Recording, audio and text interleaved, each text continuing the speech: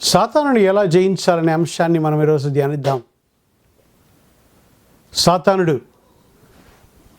వాని కుతంత్రం ద్వారా క్రైస్తవులను మోసం చేయాలని, వారి శాంతి సమాధానాలు, ఆశీర్వాదాలను దొంగిలించాలని ఎంతో ప్రయత్నిస్తుంటాడు. యేసు ప్రభు అన్నాడు, వాడు దొంగ అని అన్నాడు యోహాను సువార్త 10వ అధ్యాయంలో. అదే యోహాను సువార్త 10వ అధ్యాయం 10వ వచనంలో వాడు నరహంతకుడు, హత్యలు చేయువాడు అని అక్కడ వ్రాయబడింది. యేసు ప్రభు అన్నాడు యోహాను సువార్త 8వ అధ్యాయంలో, వాడు అబద్ధాలకు తండ్రి అని అన్నాడు. చూడండి, అనేక పేర్లు వాడుకున్నాయి. 4వదిగా గర్జించు సింహం వలె ఎవరిని మృంగివేయాలని చూస్తున్నాడు అని పేతురు రాస్తాడు 1 పేతురులో. భక్తుడైన యోహాను ప్రకటన గ్రంథంలో ఘట సర్పం అని ప్రకటన గ్రంథం 12వ అధ్యాయం 9వ వచనంలో వాడి పేరుగా వ్రాయబడింది. అదే వచనంలో ఆది సర్పం అని కూడా వాడికి బిరుదుంది. వాడికి 7వ పేరు కూడా ఈ యుగ సంబంధమైన దేవత అని 2 కొరింథీ 4వ అధ్యాయం 4వ వచనంలో అనేకమైన పేర్లు వాడుకున్నాయి. వాడు అబద్ధాలు చెబుతూ వస్తాడు, మనుషుల ప్రాణం తీయటానికి వస్తాడు, దొంగిలించటానికి వాడు వస్తాడు, మనుషులను మృంగివేయాలని వాడు చూస్తూ ఉంటాడు.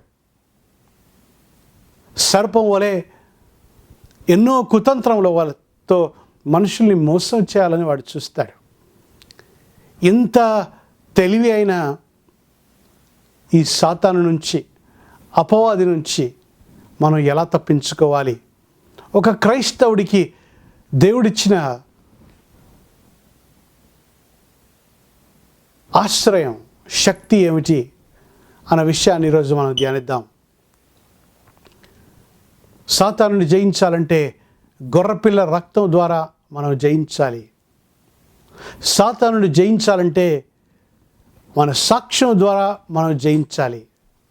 సాతానుని జయించాలి అంటే మనం దేవుని చేతి కింద మనం దాగి ఉండాలి. సాతానుని జయించాలంటే యేసు నామంలోనే మనం జయించాలి. మొదటిగా ఈరోజు ప్రకటన గ్రంథం 12వ అధ్యాయం 11వ వచనంలో ఇలా వ్రాయబడింది, వారు గొర్రెపిల్ల రక్తం ద్వారా, వారిచ్చు సాక్ష్యం ద్వారా వానిని జయించిరి అని అక్కడ వ్రాయబడింది. గొర్రెపిల్ల రక్తం ద్వారా సాతానును జయించాలనే మొదటి సత్యం మనం ఈరోజు నేర్చుకుందాం. ఇదిగో లోక పాపమును మోసుకొని పోవు దేవుని గొర్రెపిల్ల అని యేసు ప్రభు గురించి బాప్తిసం ఇచ్చే యోహాను సువార్త 1వ అధ్యాయం 29వ వచనంలో చెబుతాడండి. యేసు ప్రభు రక్తం, గొర్రెపిల్ల రక్తం ప్రతి క్రైస్తవుడికి సాతానుడిపై విజయాన్ని ఇస్తుంది. గొర్రెపిల్ల రక్తం మనకు సాతానుడిపై ఎలా విజయం ఇస్తుంది? ఒక రక్తం ఒక వ్యక్తిని ఎలా కాపాడగలదు?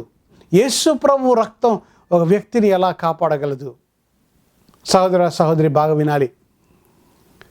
సాతానుడు వచ్చేదే మనుషుల్ని పాపం వైపు ఈడ్చుకొని వెళ్ళటానికి. సాతానుడు వచ్చేదే మనుషుల్ని మోసం చేయటానికి. సాతానుడు వచ్చేదే అబద్ధాలు చెప్పటానికి, మనుషుల్ని పాపం చేయించడానికి. ఆదాము అవ్వలు ఏదెను తోటలో ఉన్నప్పుడు సాతానుడు వచ్చి ఒక అనుమానంతో, అబద్ధంతో వారిని దేవునికి దూరంగా పాపం చేయిస్తాడు. దేవునికి దూరంగా మనుషులను చేయాలని వాడి ఆశ. దానికే మనుషులు పాపంలో జీవిస్తే, దేవుణ్ణి విసర్జించి దేవునికి వాక్యానికి వ్యతిరేకంగా జీవిస్తే దేవునికి మనుషులు దూరం అయిపోతారని వాడికి తెలుసు.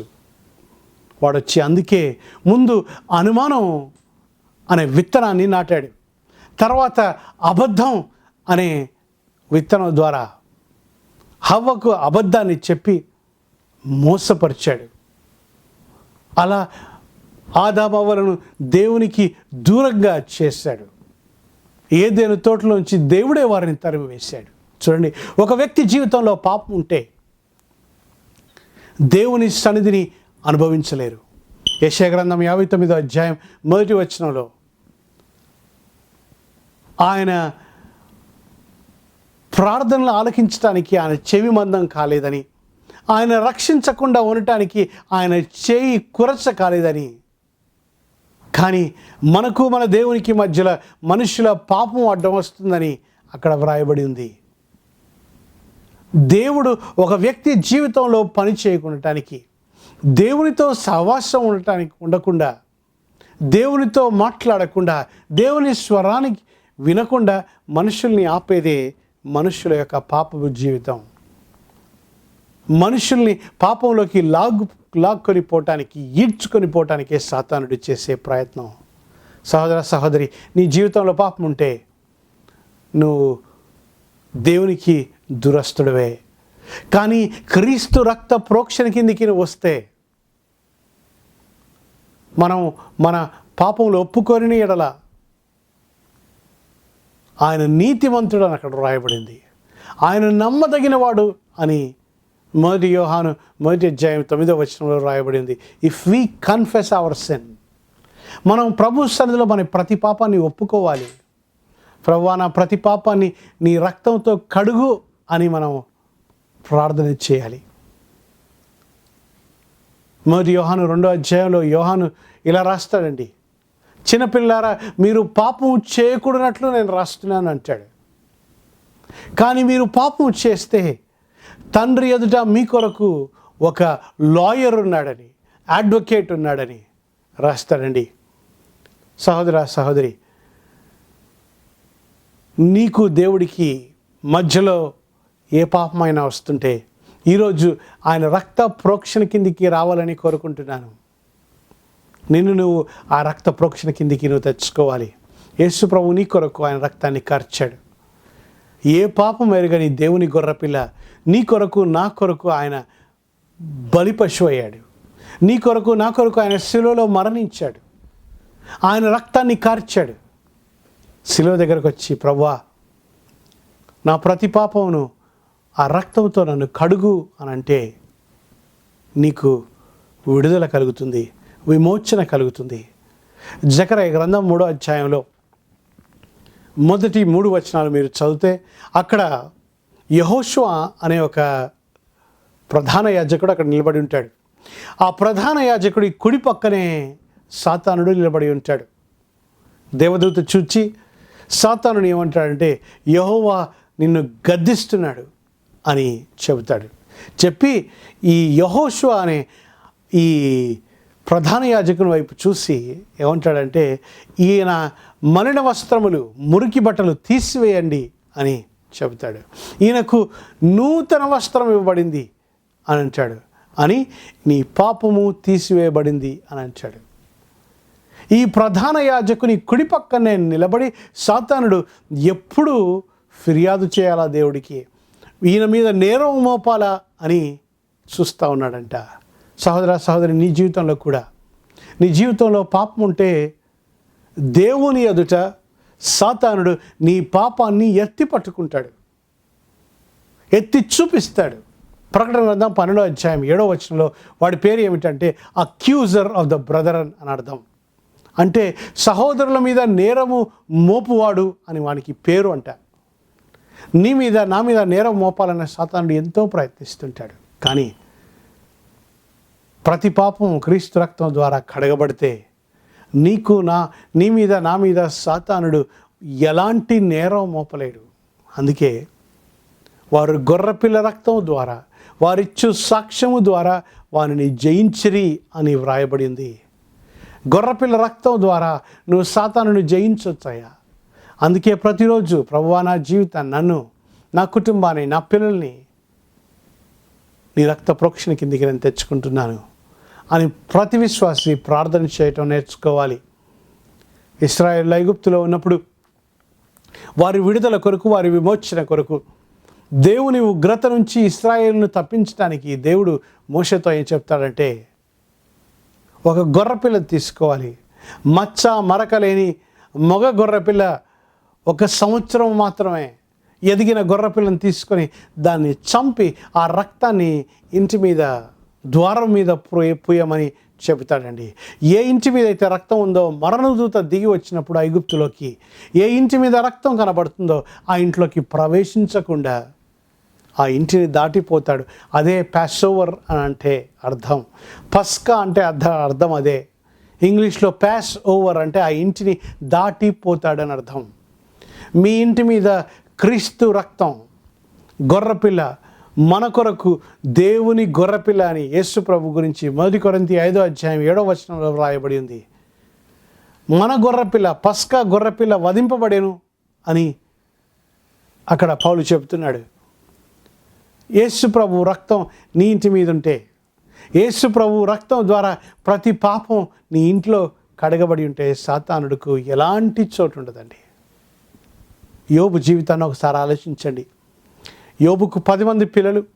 వారు పాపం ఏమన్నా చేస్తారేమో అని వారు ఒక్కొక్కరి ఇంట్లో వారు పార్టీ చేసుకున్న తర్వాత వారింట్లో ఒక మీటింగ్ అయిపోయిన తర్వాత యోబు వారిని పిలిపించి వారు ఒక్కరి కొరకు ఆయన బలి అర్పణ అర్పించాడంట. ఎందుకంటే వారి జీవితంలో పాపం లేకుండా వారు తిని తాగిన తర్వాత దేవుణ్ణి వారు దూషించారేమో అని ఆయన వారి కొరకు బలి అర్పించేవాడంట.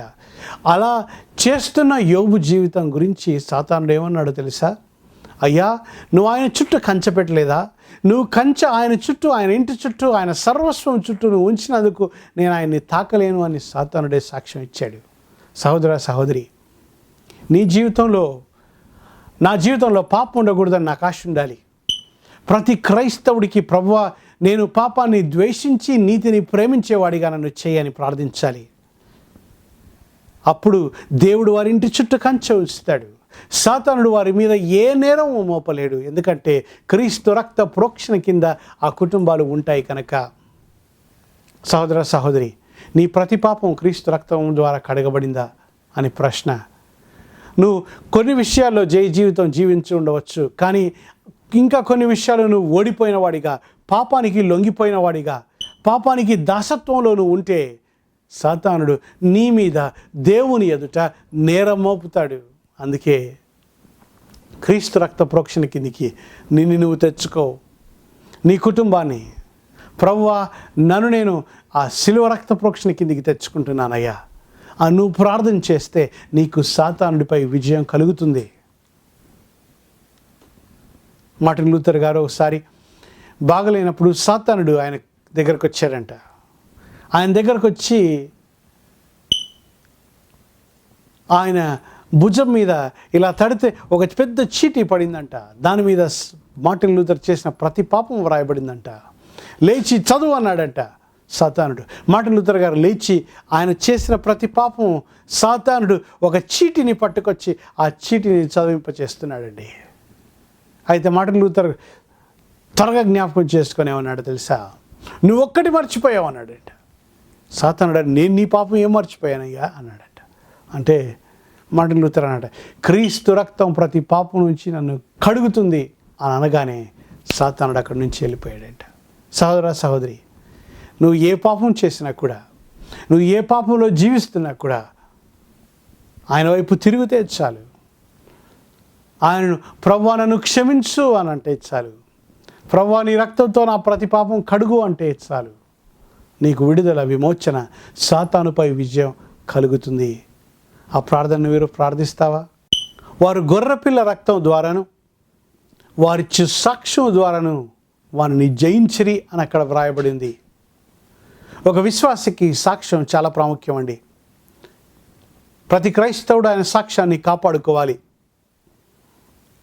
అపోస్తల కార్యం 16వ అధ్యాయం మొదటి 3 వచనాలు మీరు అక్కడ చదివితే, తిమోతి అనే ఒక యేసు ప్రభు శిష్యుడు ఉండేవాడంట. సహోదరులందరూ కూడా ఆయన గురించి మంచి సాక్ష్యం ఇచ్చేవారంట.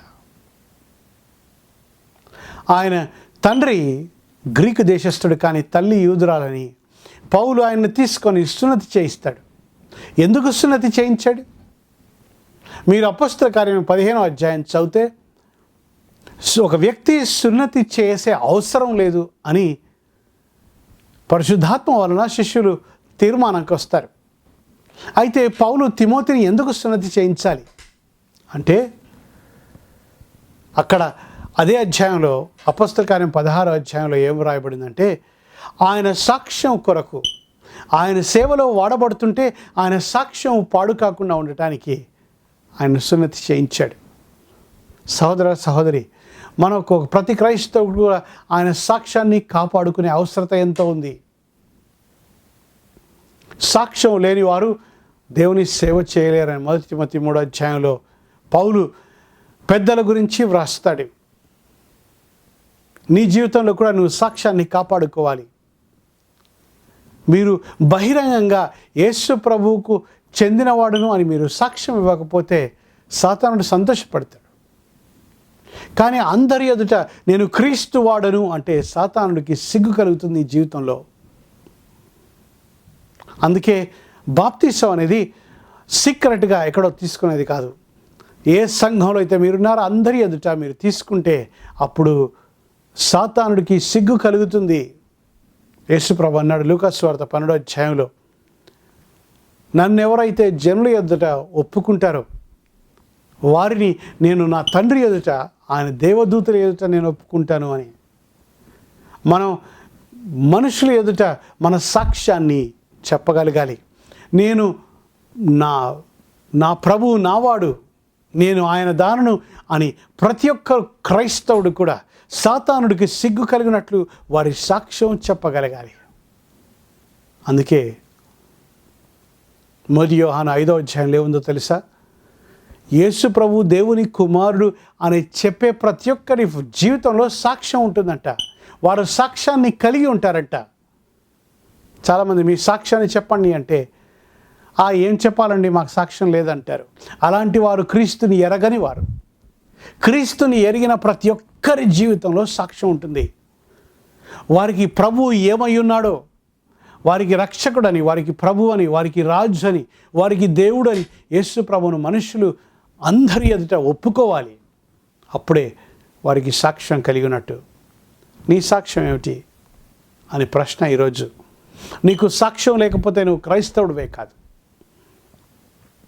సమరయ స్త్రీ ఈ సికార్ అనే గ్రామానికి వెళ్ళి యేసు ప్రభు గురించి ఏం చెప్పిందో తెలుసా? నా జీవితాన్ని అంతయు చెప్పిన ఆ వ్యక్తిని మీరు వచ్చి చూడాలని సమరయ స్త్రీ చెప్పిందండి. పాపంలో జీవిస్తున్న సమరయ స్త్రీ ఊరంతటికి తన పాపము జీవితాన్ని చూపించిన మెస్సయ్యను, క్రీస్తును కనుగొనమని చెప్పగలిగిందండి. తన సాక్ష్యం. పుట్టిగుడ్డివాడు యేసు ప్రభు ద్వారా స్వస్థత పొందిన తర్వాత వాడు ఏం సాక్ష్యం ఇచ్చాడో తెలుసా?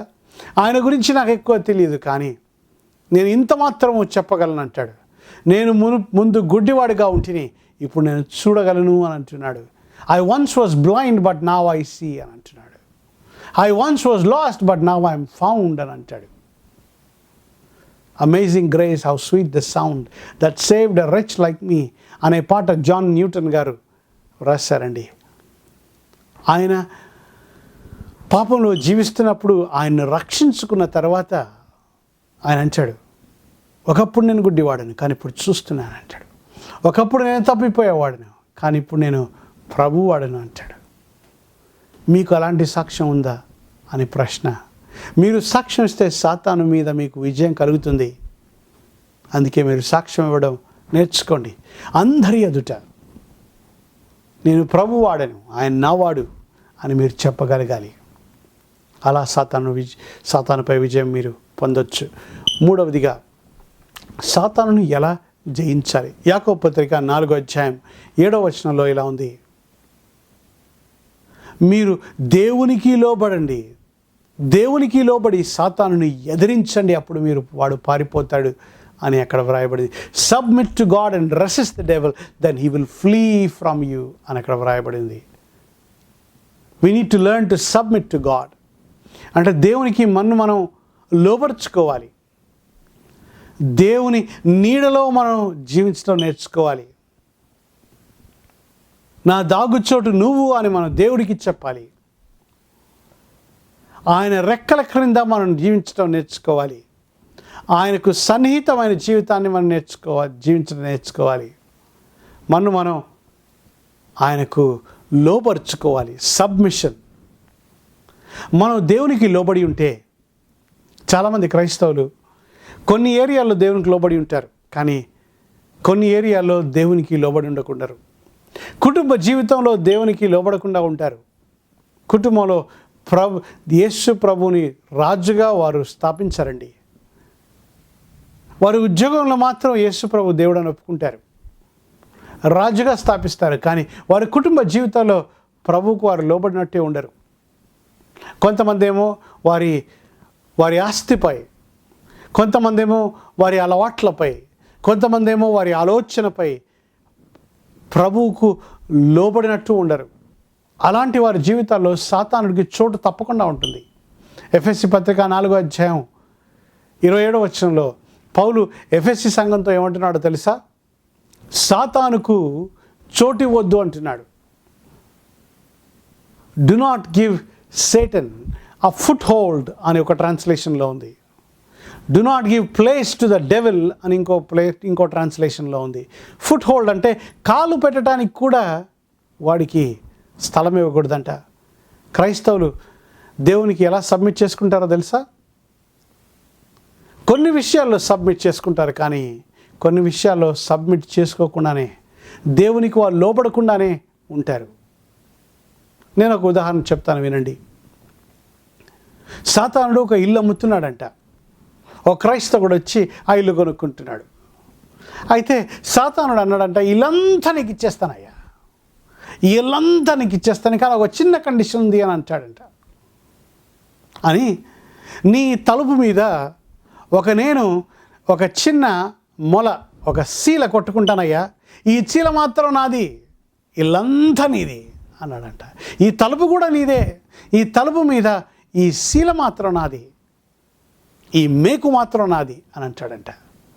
అయితే ఈ క్రైస్తవుడు దీంట్లో ఏం హానుందిలే, ఇల్లంతా కొనుక్కుంటున్నాగా నేను అని సంతకం పెట్టేసి సాతానుడుకు ఆ మేకు మాత్రం, ఆ ద్వారానికి ఒక మేకు మాత్రం, ఒక నేల్ మాత్రం వాడికి పర్మిషన్ ఇస్తాడంట. పాపం ఈ క్రైస్తవుడు కొన్ని రోజులు సంతోషంగా ఉన్నాడంట.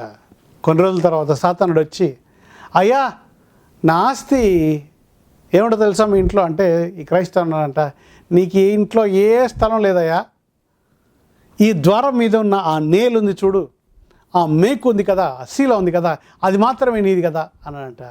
అవును, అందుకే నేను ఏదో వచ్చానన్నాడంట. అయితే నీకేం కావాలి అంటే, నా శీల మీద నేను కొంచెం ఏదో తగిలించుకోవాలి అన్నాడంట. అయితే పోన్లే అని అన్నాడంట ఈ క్రైస్తవుడు. వాడు వచ్చి ఒక చచ్చిన కుక్కను తెచ్చి ఆ మేకు మీద వ్రేలాడదీశాడంట. చచ్చిన కుక్కను.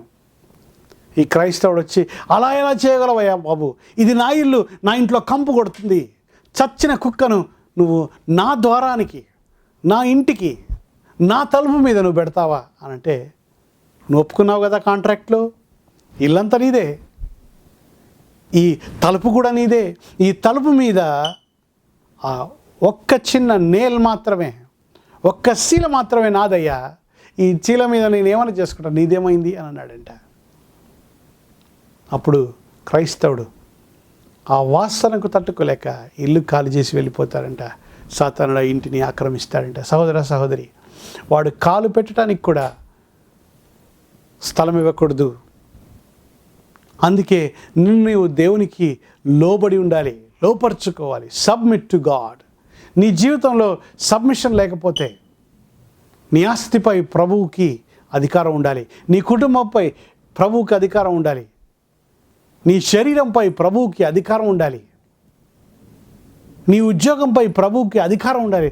లేకపోతే నువ్వు సబ్మిట్ చేసుకున్నట్టే, సాతానుకు స్థలం ఇచ్చినట్లే. Once we submit to God, ప్రభువుకు లోబడిన తర్వాత వాణ్ణి ఎదిరించాలంట మనం. సాతానుడితో రాజీ పడే మాటే లేదు క్రైస్తవుడికి. సాతానుడితో మాట్లాడే అవసరమే లేదు క్రైస్తవుడికి. మనం ఎదిరించడం నేర్చుకోవాలి. In the name of Jesus పారిపోను అని చెప్పాలి. సహోదర సహోదరి, నీ జీవితంలో నువ్వు ఇంకా దేవునికి ఏ విషయంలో లోపడలేదు, నీ ఆర్థిక విషయంలోనా, నీ ఉద్యోగం మీదనా, నీ కుటుంబం మీదనా, నీ శరీరం మీదన, నీ ఆలోచన మీదన, ఏ విషయంలో ఇంకా నువ్వు ప్రభువుకు లోబడలేదు. ప్రభువుకు లోబడిపోతే నీకు విజయమే ఉండదు. నువ్వు సాతాన్ని ఎదురిస్తున్నావు నీ జీవితంలో అనే ప్రశ్న. మనం మొదటి సత్యం నేర్చుకున్నాం, గొర్రెపిల్ల రక్తం ద్వారా మనం సాతాన్ని జయించవచ్చని. రెండవ సత్యాన్ని మనం నేర్చుకున్నాం, మనం ఇచ్చే సాక్ష్యం ద్వారా సాతానుపై మనకు విజయం కలుగుతుందని. మూడవ సత్యం ఏమిటో మనం ఇప్పుడు నేర్చుకుంటున్నాం, మనం దేవునికి లోబడి ఉండి సాతాన్ని ఎదిరించడం నేర్చుకోవాలి. మీరు మీ జీవితంలో సాతాన్ని ఎదిరిస్తారా అని ప్రశ్న. లేకపోతే సాతాను మిమ్మల్ని ఓడిస్తున్నాడా? ఈరోజే నువ్వు ప్రభు వైపు తిరుగు. ఆఖరిగా యేసు ప్రభు నామం ద్వారా మన సాతాన్ని జయించవచ్చు. అపోస్తల కార్యం 16వ అధ్యాయంలో పౌలు ఫిలిప్పీ పట్టణంలో ఆయన ప్రార్థనా స్థలానికి వెళ్తూ ఉంటాడు. ప్రతిరోజు వెళుతుంటే దయ్యం పట్టిన పూతోను అనే ఒక దయ్యం పట్టిన చిన్న పిల్ల అక్కడ ఉండి ఏమి చెప్తుందో తెలుసా? పౌలు శీలను చూసి ఇలా అంటుంది, ఈ దయ్యం పట్టిన పిల్ల, సర్వోన్నతులైన దేవుని రక్షణ మార్గాన్ని ప్రకటించే దేవుని సేవకులు వీళ్ళని దయ్యం పట్టిన పిల్ల పౌలును చూసి చెబుతుందండి. బహురోజుల తరువాత అనేక రోజులు చూశాడు, ఆయన సహించాడు. సహించి ఆయన ఓపిక నశించిన తర్వాత పౌలు ఒకరోజు ఆ చిన్నపిల్లని చూసి, నజరేయుడైన యేసు నామములో, యేసుక్రీస్తు నామములో దయ్యమా బయటికి రా అన్నాడు. క్రైస్తవులకు కలిగిన ఆస్తి, క్రైస్తవులకు కలిగిన శక్తి, క్రైస్తవులకు దేవుడిచ్చిన ఆ పరలోకపు బహుమానం ఏమిటంటే యేసు ప్రభువు నామం అండి. అది క్రైస్తవులు మర్చిపోయారు. యేసు నామంలో రక్షణ ఉందని, యేసు నామంలో స్వస్థత ఉందని, యేసు నామంలో మనకు అధికారం ఉందని, యేసు నామంలో దయ్యాలు పారిపోతాయని, సాతాను శక్తి యేసు నామముకు లోబడాలి అని క్రైస్తవులు తెలుసుకోవాలి. సాతానుడు దుష్టశక్తులు ఎదుట క్రైస్తవుడు ప్రార్థన చేయాల్సిన అవసరం లేదు. క్రీస్తు రక్త ప్రోక్షణ కిందకి నువ్వు ఉంటే, నువ్వు సాక్ష్యం బయటికి చెబుతూ ఉంటే, నువ్వు దేవునికి లోబడి ఉంటే, నువ్వు సాతాను శక్తులను చూసి నజరేయుడైన యేసు నామములో పారిపో అని చెప్పగలిగే అధికారం నీకు ఉంటుంది. లేకపోతే నువ్వు అధికారం లేనివాడిగా ఉంటావు. సహోదర సహోదరి, యేసు ప్రభు నామం పరలోకం అందే కానీ, భూమి మీదే కానీ, భూమి క్రిందే కానీ అలాంటి నామం లేదని బైబిల్ చెబుతుంది. అపోస్తల కార్యం 4వ అధ్యాయం 12వ వచనంలో యేసు ప్రభు నామం అన్ని నామముల కంటే గొప్ప నామం. ఫిలిప్పీ పత్రిక 2వ అధ్యాయం 8వ వచనం నుంచి 10వ వచనం వరకు మీరు చదివితే ప్రతి మోకాలు యేసు ప్రభు నామంలో వంగాల్సిందే అంట. ప్రతి నాలుక ఆయన ప్రభు అని ఒప్పుకోవాల్సిందే అంట. ఒకరోజు అన్నీ ఆయన పాదముల కిందకి వస్తాయని. అన్ని నామముల కంటే బహుగా హెచ్చించబడిన నామం యేసు ప్రభు నామం. శక్తిగల నామం, స్వస్థపరచు నామం, సాతాన్ని జయించే నామం. సహోదర సహోదరి, యేసు ప్రభు నామంలో ప్రార్థన చేయటం నేర్చుకో. యేసు ప్రభు నామం ద్వారా సాతానును జయించడం నువ్వు నేర్చుకోవాలి. The name of the lord is like a strong tower అని సామెతల గ్రంథం 18వ అధ్యాయం 10వ వచనంలో రాయబడింది. యెహోవా నామం అంట ఒక బలమైన దుర్గం అని రాయబడింది. నీకు కాపుదల, నాకు కాపుదల యేసు నామములోనే. యేసు నామములో నువ్వు సాతానుపై విజయమును పొందుదువుగాక. ప్రార్థన చేసుకుందాం.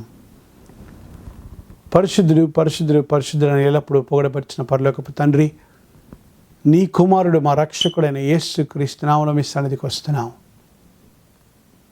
మాలో ఉన్నవాడు లోకములో ఉన్నవాడి కంటే గొప్పవాడు కనుక నాయన, సాతానుపై మాకు అనుదినము విజయాన్ని దయచేయండి. వింటున్న ప్రతి బిడ్డను మీరు దర్శించండి, ప్రతి కుటుంబాన్ని మీరు దర్శించండి. ఈ వాక్యం వారి జీవితంలో ఫలించినట్లు ప్రతి దుష్ట శక్తిపై, ప్రతి చీకటి శక్తిపై, ప్రతి దురాత్మ శక్తిపై మీ బిడ్డలకు యేసుక్రీస్తు నామములో విజయం కలుగునుగాక. మీకు వందనాలు, స్తోత్రాలు చెల్లిస్తున్నాం. వింటున్న ప్రతి కుటుంబంలో మీ శాంతి, మీ సమాధానం, మీ ఆశీర్వాదం, మీ దీవెన మీరు దయచేయమని నజరేయుడైన యేసు నామములో అడిగి వేడుకుంటున్నాము తండ్రి. ఆమెన్. దేవుడు మిమ్మల్ని దీవించునుగాక.